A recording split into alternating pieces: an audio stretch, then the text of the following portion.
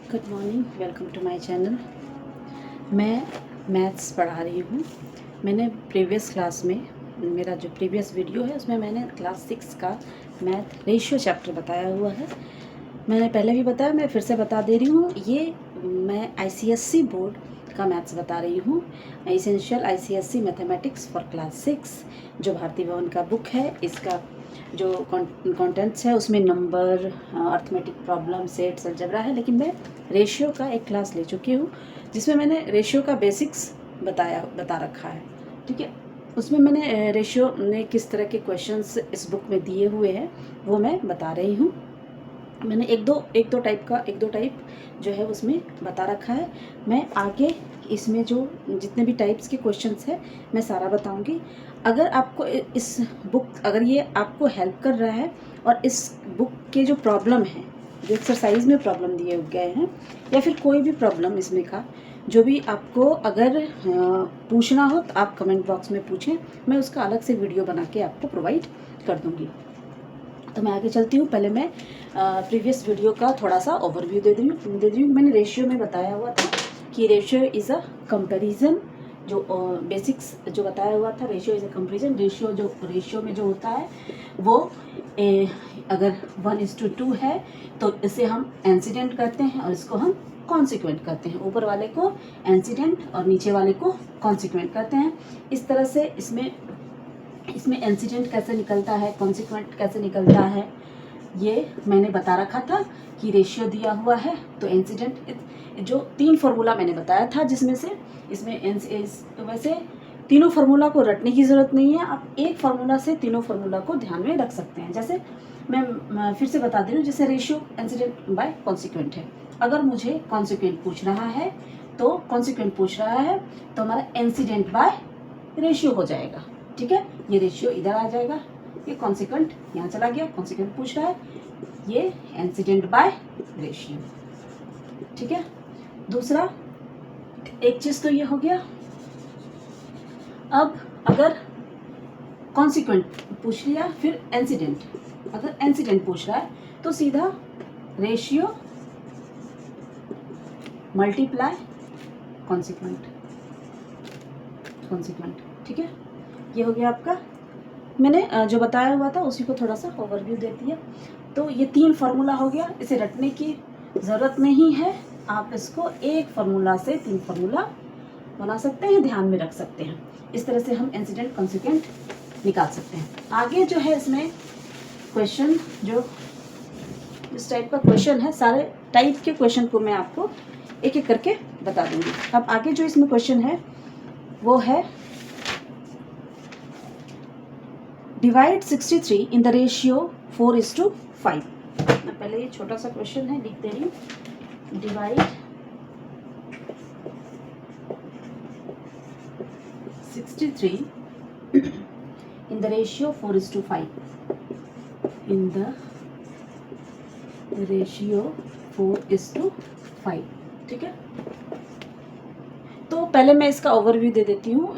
ये formula based question है, इस पर फार्मूला बनता है, लेकिन वो फार्मूला रटने की ज़रूरत नहीं है आपको। वो फार्मूला जब आप क्वेश्चन समझ लेंगे तो वो फार्मूला खुद ब खुद ध्यान में आपको हो जाएगा कि करना क्या है हमें।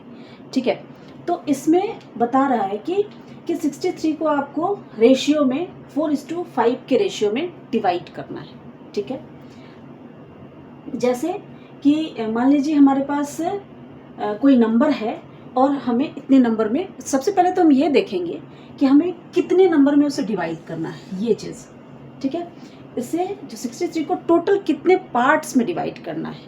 ठीक है, ये तो कंपेरिजन मुझे दिख ही रहा है कि ये कम है और ये ज़्यादा है, बराबर तो है नहीं। जो 63 को हाफ हाफ कर दे या 1/4 कर दे, इस टाइप से।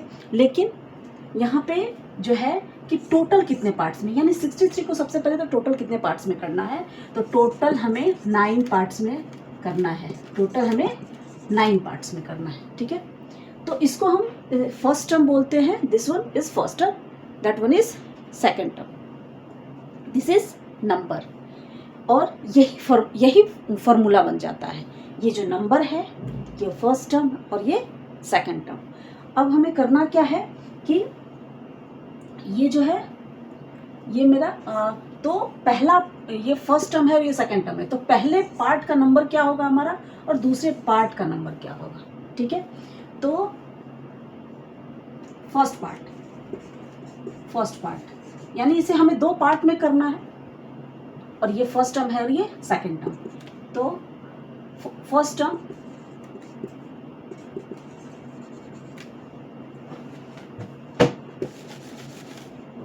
Term divided total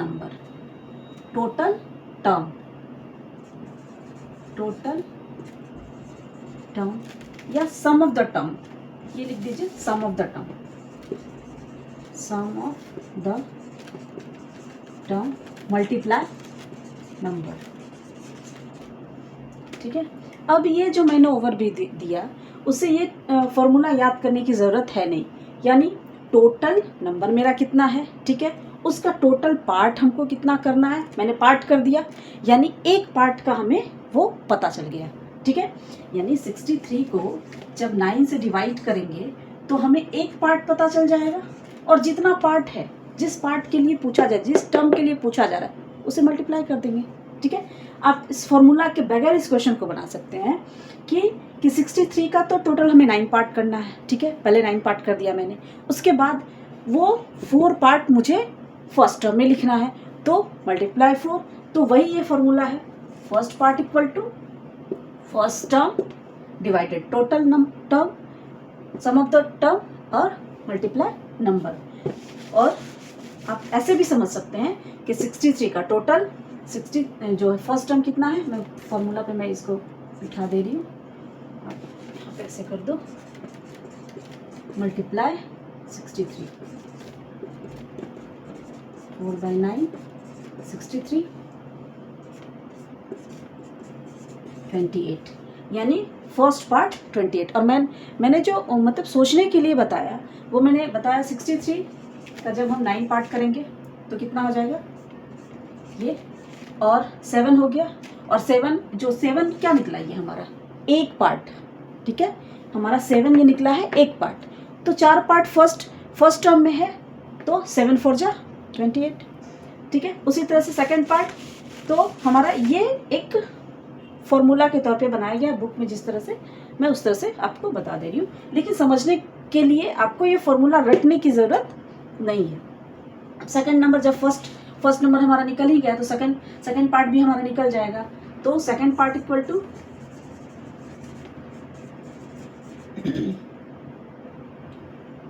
total is 63 minus 28 it's 35, ये दोनों हमारा आंसर हो गया। इस तरह का क्वेश्चन इसमें दिया हुआ है। ये इस क्वेश्चन में कुछ था नहीं, बस थोड़ा सा समझना था। ये फॉर्मूला जो है वो कुछ भी नहीं है, आप अपने मन से इस फॉर्मूला पे इसको बिठा सकते हैं, ठीक है।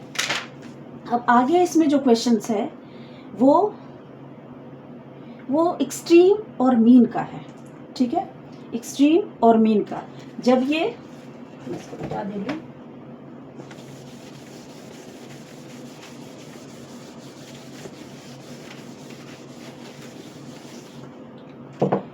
ये तो हम रेशियो देख रहे थे 1:2, 3:4, इस तरह का रेशियो हम देख रहे थे। एक रेशियो के फॉर्म में जो आता है इसको प्रोपोर्शन कहा जाता है।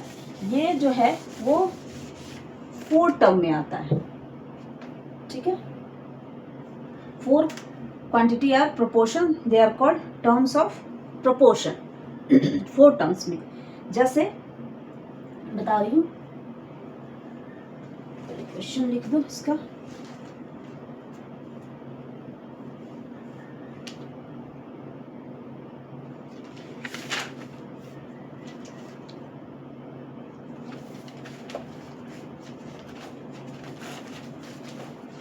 जैसे मान लीजिए 3:4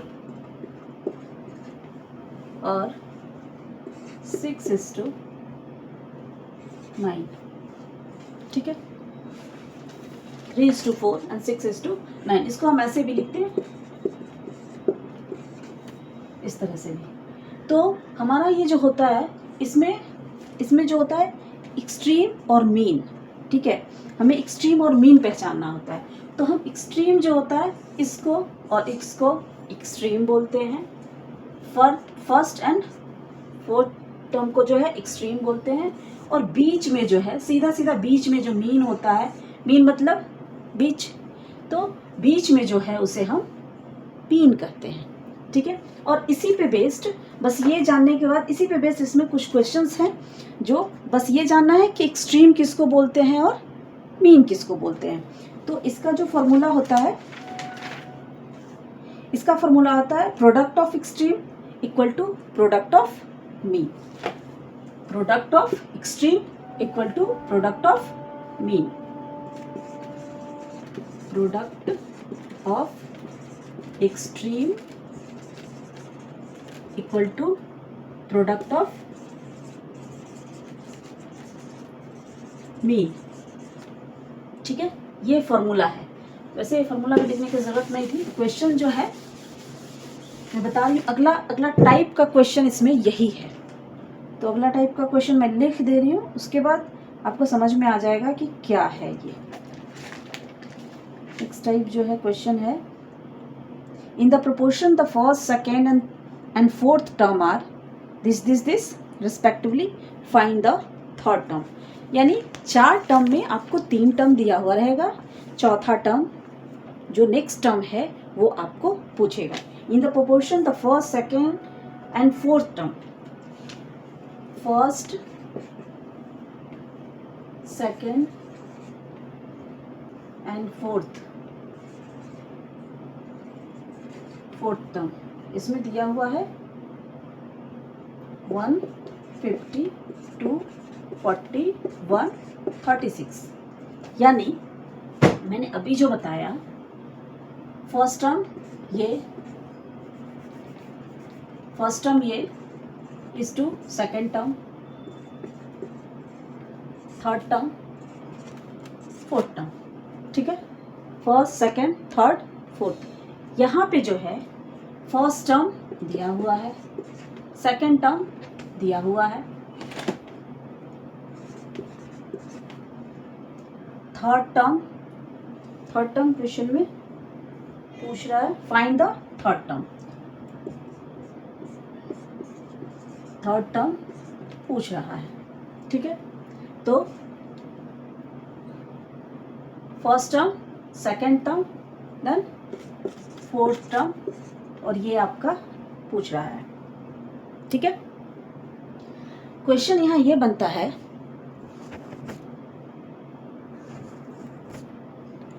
ठीक है, ये देखिए यहाँ पे मैंने लिख दिया, ये फर्स्ट टर्म, ये सेकेंड टर्म, ये फोर्थ टर्म एंड थर्ड पूछ रहा है। अब इसमें ये जो बनेगा, तो इसका जो फॉर्मूला मैंने अब बताया, वो बताया कि product of mean equal to product of extreme. ठीक है, product of mean equal to product of extreme. ठीक है, एक्सट्रीम्स।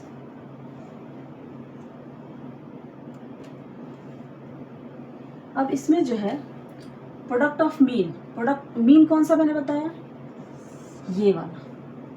ठीक, प्रोडक्ट ऑफ मीन यानी 240 मल्टीप्लाई ये equal to product of extreme 150 multiply 136। जो हमारा थर्ड टर्म था, इसको हम क्वेश्चन मार्क की जगह पे थर्ड टर्म दे रहे हैं। थर्ड टर्म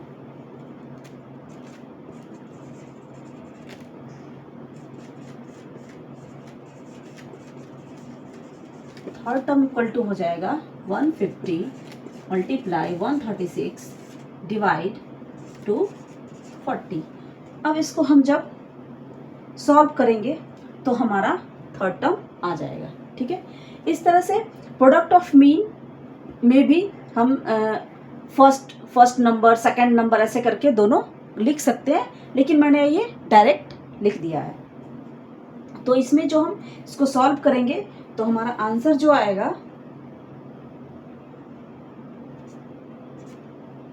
वो आ जाएगा 85। ठीक है,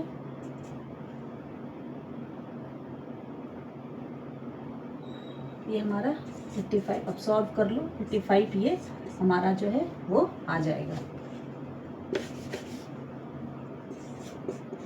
85, यानी थर्ड टर्म हमारा 85 आ गया। जो बुक में है वो क्वेश्चन जो दिया गया है उसमें जो other extreme, first extreme, second extreme, जैसे प्रोडक्ट ऑफ मीन है। ठीक है, तो दो मीन का दो है तो first mean and second mean, this one is first mean and this one is second mean. तो यहाँ पे हम फर्स्ट, यहाँ पे जो थर्ड टर्म हमने लिखा है यहाँ पे फर्स्ट एक्सट्रीम इक्वल टू ये 85 इस तरह से आ जाएगा। वैसे जो बुक में दिया हुआ है मैं वो फॉर्मूला आपको बता दे रही हूँ, ये मैंने समझाने के लिए बताया, वैसे ऐसे भी सही ही है। तो बुक में जो फॉर्मूला दिया हुआ है कि और ये पहला मीन और ये सेकंड मीन। ठीक है, तो अदर मीन, ये अदर मीन और ये अदर मीन, ये फर्स्ट मीन। तो मुझे अदर मीन चाहिए, other mean equal to product of extreme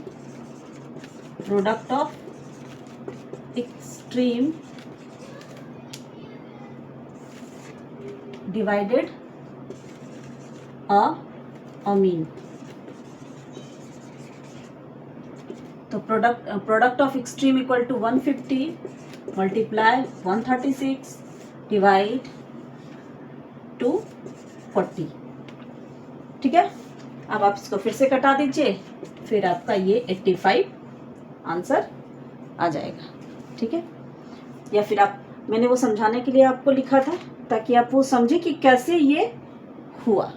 और ये फॉर्मूला, ये एक जो दूसरा दिया हुआ नहीं रहता है उसको अदर मान लेते हैं, फर्स्ट या सेकंड, ऐसे करके आप फॉर्मूला लिखिए, वो सही हो जाएगा।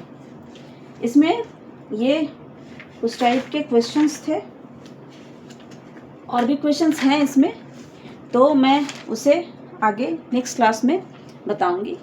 आगे जो भी इसमें क्वेश्चंस हैं या फिर पीछे जो भी एग्जाम्पल्स में हैं, अगर इसमें से आपको कुछ भी ना समझ में आए तो आप मैसेज कीजिए, कमेंट कीजिए, मैं उसका अलग से आपको एक वीडियो बना के दे दूँगी। कोई भी क्वेश्चन, अगर आपको ये जो एक्सरसाइज है इसका पूरा बना हुआ चाहिए एक एक क्वेश्चन का, वो भी मेरे पास है। अगर आपको चाहिए तो आप कमेंट कीजिए, मैं उसे अटैच कर दूँगी। ओके, आज के लिए इतना ही। Thank you for watching.